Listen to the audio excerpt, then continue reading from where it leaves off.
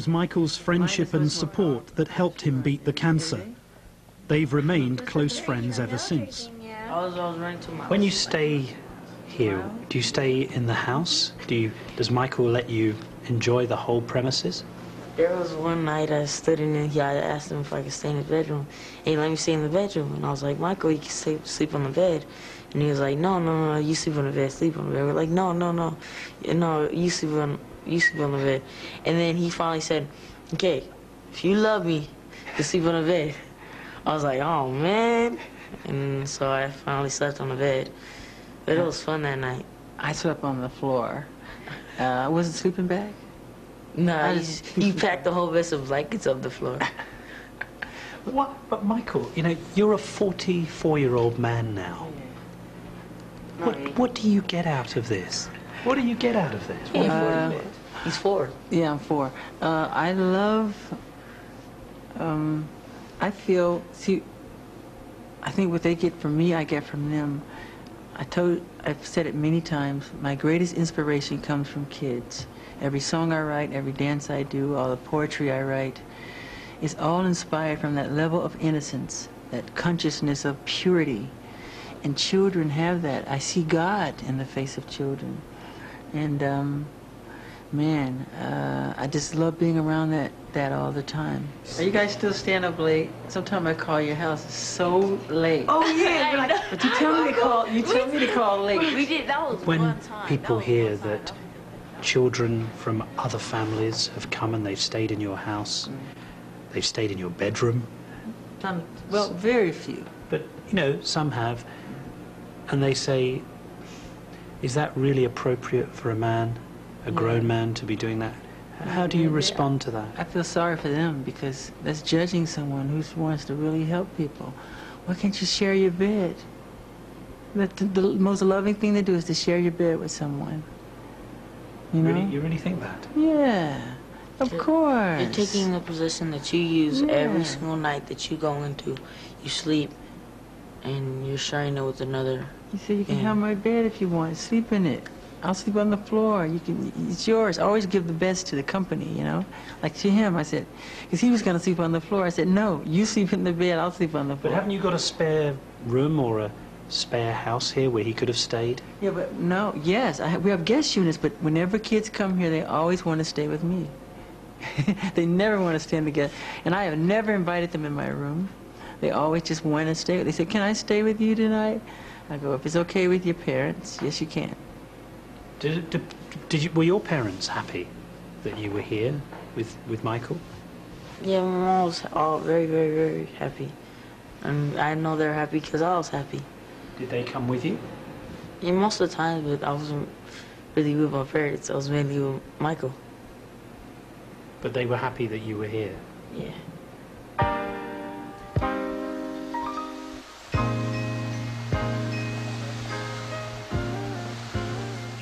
I felt very uneasy after this conversation. I knew I had to confront Jackson about what I thought was an obsession with children. It just couldn't be avoided. Early in the new year, Jackson agreed to what would be our final meeting, this time in Miami, Florida. There were unanswered questions, lots of them, areas of his life about which I felt he'd been less than honest. His face, his denials about plastic surgery, his relationship with Blanket's mother, and of course, I also wanted to return to the Neverland sleepovers. Confronting him wouldn't be easy, but now it had to happen. Makes it all so very clear. As we prepared for the interview, the atmosphere was unusually tense. This time, Jackson had flown in his own lighting expert. Maybe there was a reason for that. Cosmetic surgery was to be the focus of some difficult questions. When we were talking some time ago, you talked about how when you went through adolescence, you had a terrible time. Yeah. And in fact, I had a look at some pictures of you during that period. And you did have a lot of spots. Yeah. Yeah. One of the things that you've clearly used to overcome this is changing your appearance. You've kind of, you know, you've physically changed, haven't you? The photographs of you, if I look at them. No, it's called adolescence. It's called growing and changing. Yeah, but even the shape of your face has changed. No, it has not. I've had no plastic surgery on my face, just my nose. It helped me breathe better so I can hit higher notes. But are you, Michael, are you honestly saying that you've only ever had one operation? 2. You've had 2? As I can remember. Yeah, just 2. But if I look at some of the photographs of you in your adolescence... Yeah, I changed. People change. But even after, when you did the Thriller album, your lips are very different now to what they were then. But they do look different. No, sorry. You don't think so? Nope.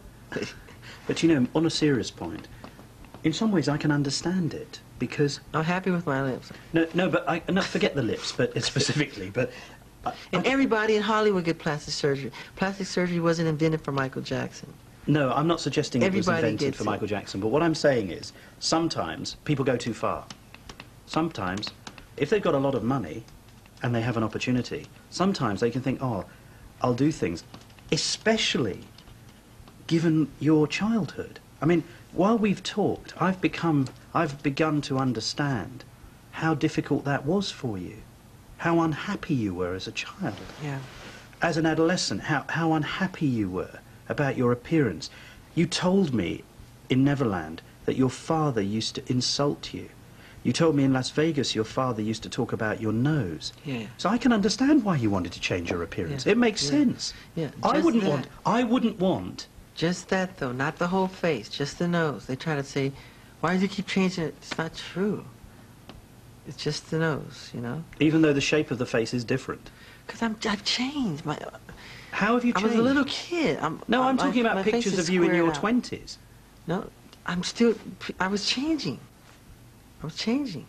I'm telling you the honest truth. I don't do anything to my face. Honestly. Honestly.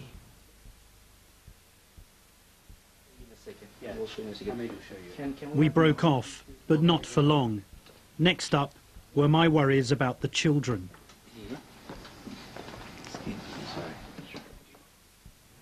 When I was talking to Prince one day, he said to me that he didn't have a mother. He said he didn't have a mother? Yeah, I said, Prince, where's your mummy? And he said, I haven't got a mother. That's right. Did you tell him to say that? No. What do you think he means when he says I haven't got a mother? Like he said, he didn't have a mother. Do you not think, though, that your children would benefit from contact with their mother? No, because she doesn't... it's private information. She doesn't... She can't handle it. She can't handle her own children? She preferred them be with me than with her. Did you know that she didn't want to have relationships with the children when you married her? Yeah. She did it for me. She did it for me. So just so that I understand this correctly... She's a wonderful person, too. She knew that Michael Jackson loves children. Yeah. And she knew that Michael Jackson wanted children. That's why. And she said, you need to be a daddy. Right. She said you needed to be a daddy. Mm-hmm. More than she needed to be a mother. Yeah. And she wanted to do that for me as a present. As a present? Yeah. Yeah. What do you mean? It's a gift. I used to walk around holding baby dolls. Really? Yeah. Because I wanted children so badly. What you've just said is that your wife gave you 2 children as a present because she knew you wanted to be a father. Yeah, that's a lovely gesture. Well, it's an incredible gesture. Yeah, there are surrogate mothers who do that every day. That happens every day in the world. Is that how... It's happening right now. Is that how Blanket was born as well? I used a surrogate mother, or my own sperm cells. I had my own sperm cells in my other 2 children. They're all my children, but I used a surrogate mother. And she doesn't know me, I don't know her. And that's how I was born. How did you select the mother, out of interest? It didn't matter to me, as long as she was healthy. I didn't care what race. I said, as long as she's healthy and she doesn't have her vision's good and her intellect. I want to know how intelligent she is. Would you have would you have conceived a